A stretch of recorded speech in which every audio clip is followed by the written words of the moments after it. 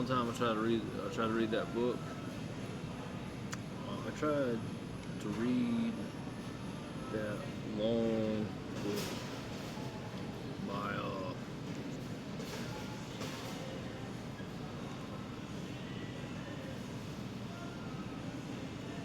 Dubliners. Dubliners do Portrait of the Artist, right? They had that dinner scene that was one run run on run on sentence, which I thought was pretty cool. And the guy's wife cheat cheats on him at dinner. So usually during a dinner scene, there's a big fight. I was wondering. So I was wondering what usually happens at a market in fiction.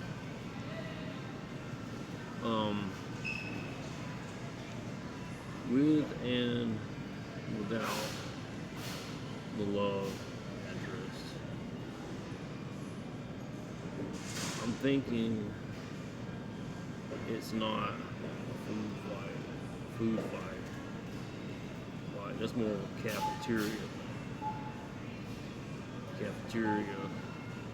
1980s shit, 1980s trope, right? Food fight. But what generally happens at a market, like, and is that the same as what happens at a grocery store? It sounds like, James Joyce. You're likely thinking of Portrait of the Artist as Young Man. So yeah, I guess that's what it was. Famously explosive Christmas dinner scene. That one is centered on a heated political and religious argument, What's happening? What's up? Or what's happening? not infidelity. However, the disastrous dinner is a classic literary staple because it forces characters into a confined space where they cannot escape attention. You got AI, and you want to read James Joyce for some reason. It's really hard. Also, if you were to want to read A Clockwork Orange, it's really hard. But you may be able to pop it in AI and to get it to help you, understand what's going on. We understand what that milk is. If you're shifting from the closed, high pressure environment, I don't recommend it. I recommend those are pretty damn negative books. It's like pretty bad. It's like Dostoevsky or something. I have read a novella from him. If you're shifting from the closed, high pressure environment of a dining room to the chaotic, open environment of a market, the narrative function changes entirely. I was watching a Chinese kung fu film the other day. Which up here in Atlanta, they have some different television, kind of unhinged. It's a pretty unhinged television in Atlanta, and they're at the open air market, and a kung fu fight broke out. So I'm wondering if that's like an open. It's a functional space without a love interest. You can do an information exchange, like drop. This is noir and espionage staple. It's rarely a direct conversation, so espionage. So I wonder if that previous thing I was working on would do like an espionage thing. They just brush past a drop package or a coded exchange over produce. The crowd serves as a mechanism behind the exchange for observers. Low key, the crowd can be an obstacle. You remember that movie? It's kind of like 13 Monkeys. It's got Joan Jett's brother in it. from Fight Club. The crowd is the obstacle. That's what comes to mind. After a protagonist is being hunted, the market is a perfect biomechanical puzzle. The slow movement, weaving through vendors, dodging carts, creating friction, physically manifests the protagonist's anxiety.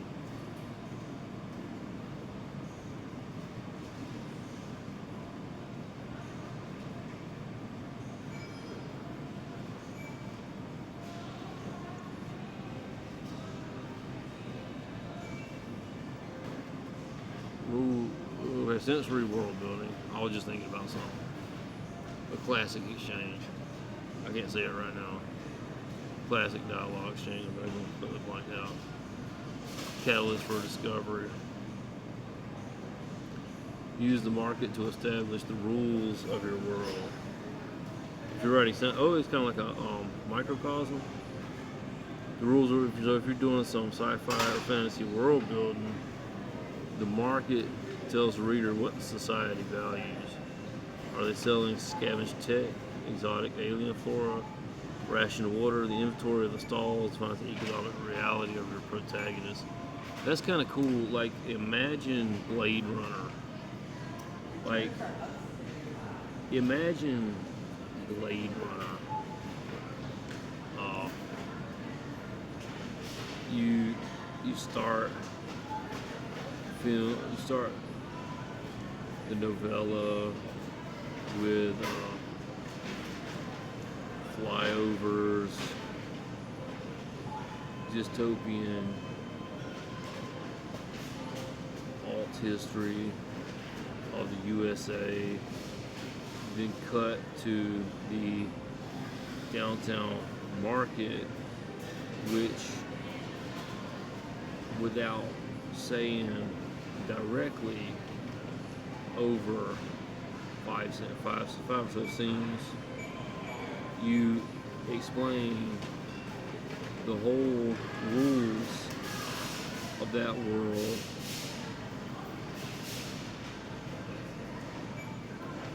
as a microcosm.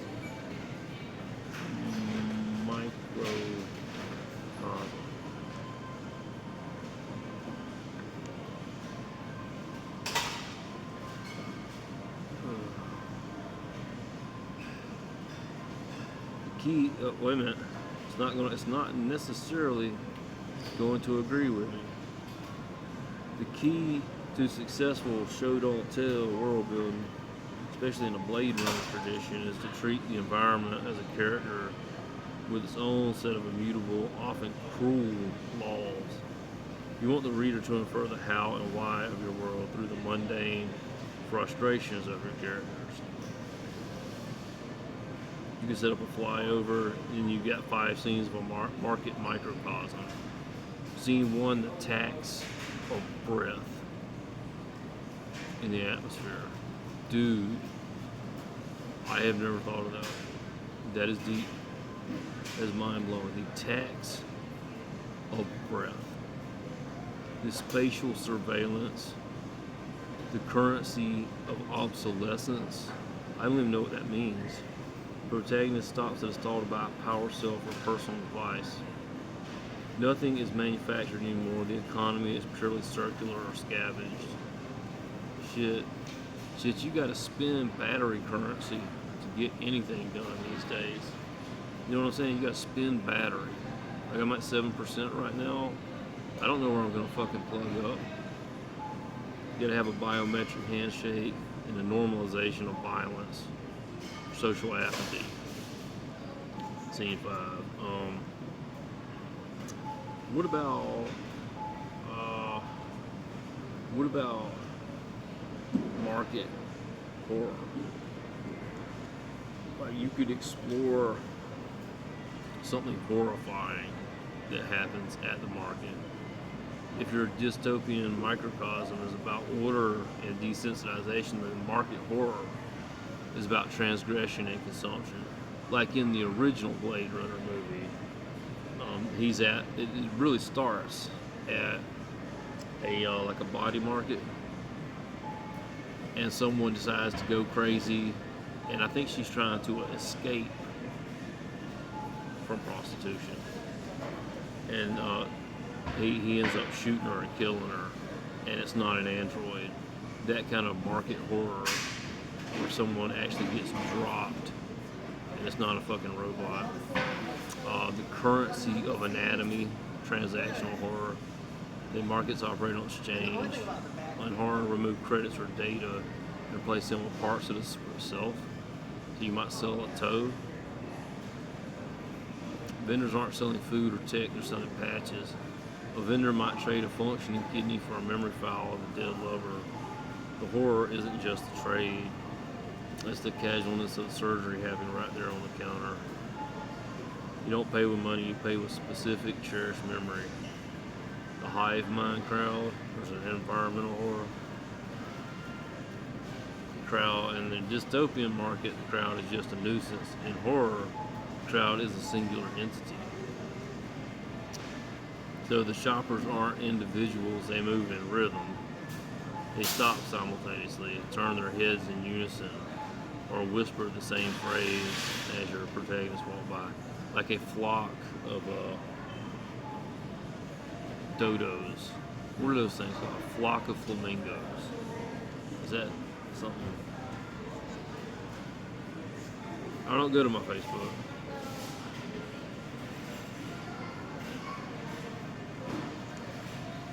Like a flock of flamingos. Everybody's flamboyant. No, you're definitely Flock of flamingos.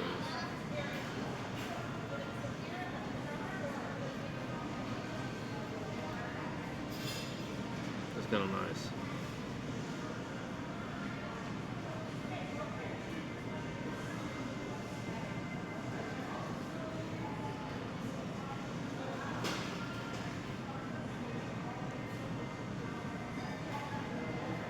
Let's take a mini vacation.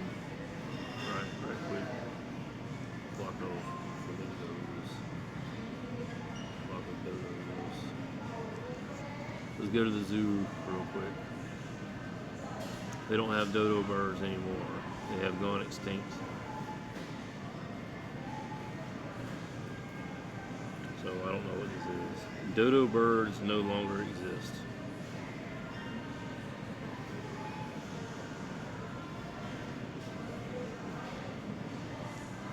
This is what, when you look at this painting of one, they were killed out by people.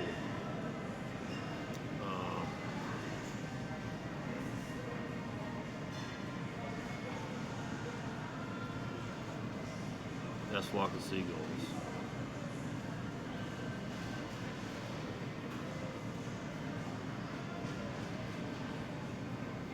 So, yeah. We got for the market. But if you're gonna write like a Blade Runner novella just for fun, this is probably the kind of music you're gonna listen to. Anyway. The butcher vendor is the gatekeeper. The vendor is the apex predator of this microcosm. Fresh catch. Given your interest in maritime horror, apply this to a fish market. The stalls are filled with sea creatures that have been augmented with human parts. Wow. Or a creature that mimics the voice of a missing person when sliced open. Aw, dude, that's on a level. I was thinking more like, thanks for all that, but I was thinking more like,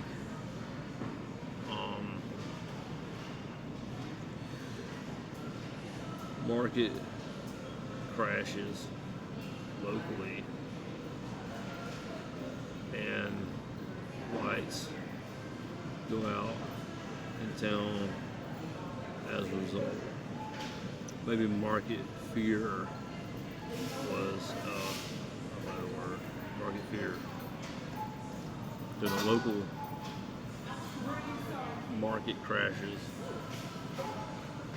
then market fear is a much sharper concept. is just horror. It taps into the dread of a systemic top-down collapse, where the infrastructure of the world is revealed to be a fragile house of cards. I'm so tired of that. In cyber noir, pulp sci-fi, the anatomy of market fear. The pre-crash. Don't start with crash. Start with the rhythm of the market before it breaks. In a high-tech setting, the market should produce a constant, low-frequency hum. Like the stutter is the point of failure. Imagine that at the center of this like Blade Runner market, open air market. It's fragile because someone has to drive back and forth to get maybe some change for credits, or they have to get the cigarettes from 3 hours away. Like, that's the way it works in most places.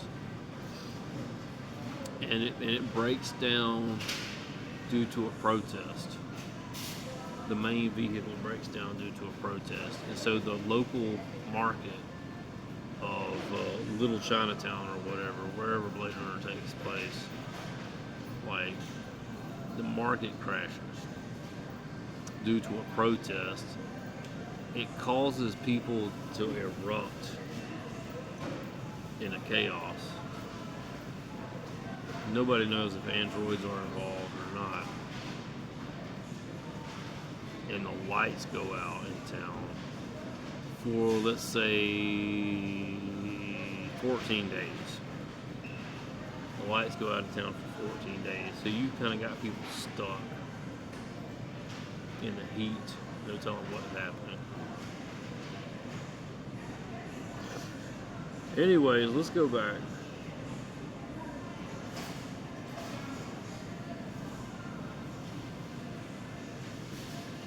What usually happens at a market with the love interest? What happens when the love interest is kind of keeping things on chill? There's a domestic simulation. Two characters in a market often perform normalcy to hide their true purpose. They might bicker over fruit while actually debating their next tactical move. The irony here is a conflict. They're trying to act like a couple, which brings out genuine domestic tension. Why are you buying that? Because we need to look like we live here. Fish out of water. If one character is a local and the other is an outsider, the market is the ultimate testing ground. The local navigates the unspoken rules, hagglers, and alleyways with ease, while the outsider creates friction.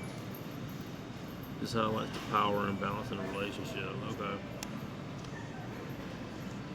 What usually happens at grocery stores when one, not enough money.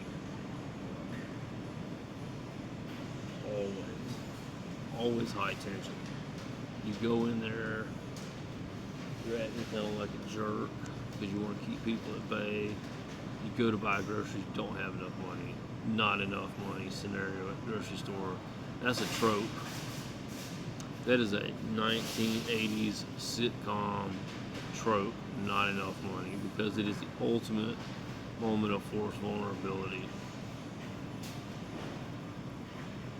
Unlike a market where haggling is a default and you can negotiate, the grocery store checkout is a binary system.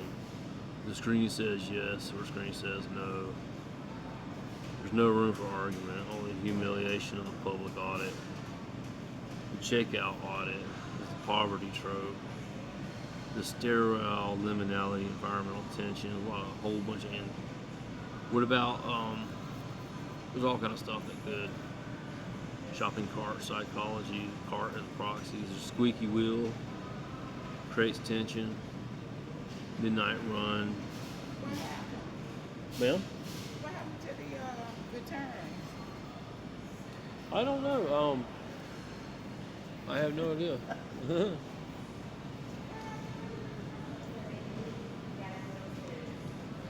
Okay.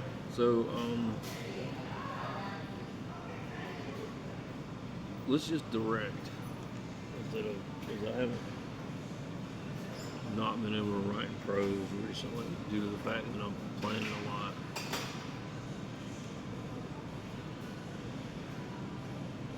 Scattered cash, ruin in a mud. There's prose fragment.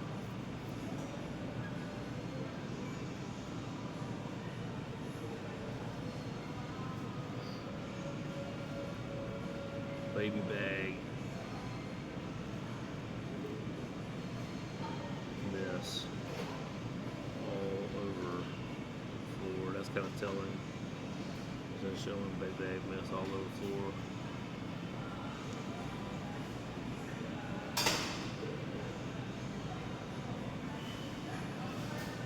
The brightest white light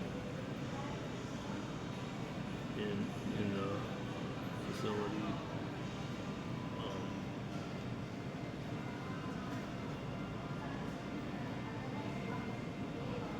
Heat wave reasoning.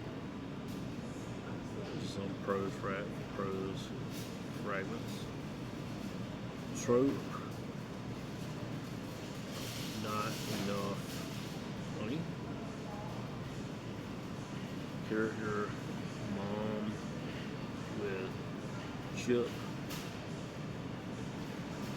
on shoulder to keep people at bay.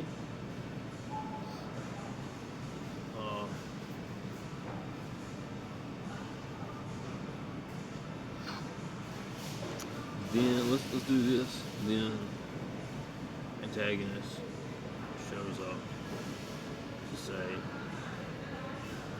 look what we have here.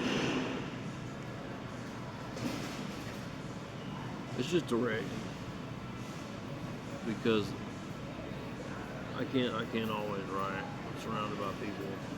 The heat wave pressed against the storefront glass, a physical weight that made the automatic doors sluggish, almost sentient in their hesitation.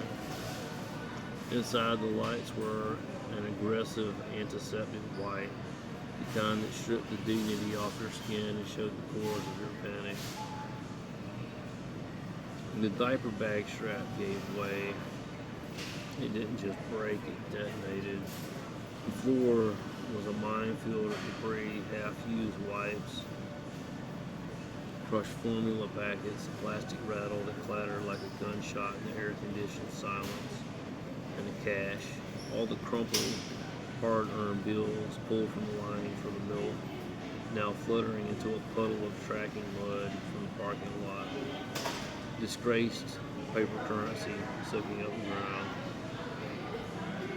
She didn't apologize. Apologies were for people who expected to be forgiven. She clawed at the change, ignoring the cashier's slow, rhythmic blinking. Her shoulder was a razor wire fence, posture honed by years of being told no. Don't look at me, her posture screamed. I'm not a tragedy, I'm just busy. The register screen blinked a cool, static red, insufficient. A word that tasted like copper. The cashier, a teenager with tired eyes, started to remove the items one by one. The milk, the bread, the dignity, the white light overhead hummed, vibrating against her teeth, making the heat feel like a migraine. Then the shadow. It cut across the white floor, cool and long, bisecting the mess of baby supplies and muddy money. A pair of polished Oxford stockbreeches from her hand. Well, a voice dropped, smooth as oil on pavement, vibrating with terrible kind of music. Look at what we have here.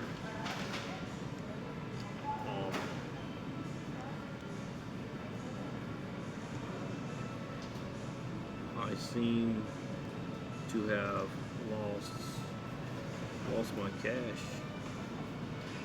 somewhere.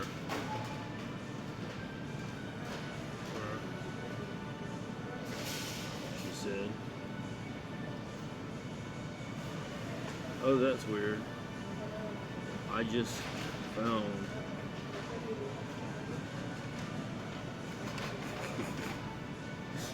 just found cash outside. Maybe you giggled at that. I seem to have lost my cash somewhere. She says she's super embarrassed. Oh, that's weird. I just found cash outside. Trounced. A slow predatory motion against Crease's suit and retrieve the crumpled mud streak bills from the floor. I don't know.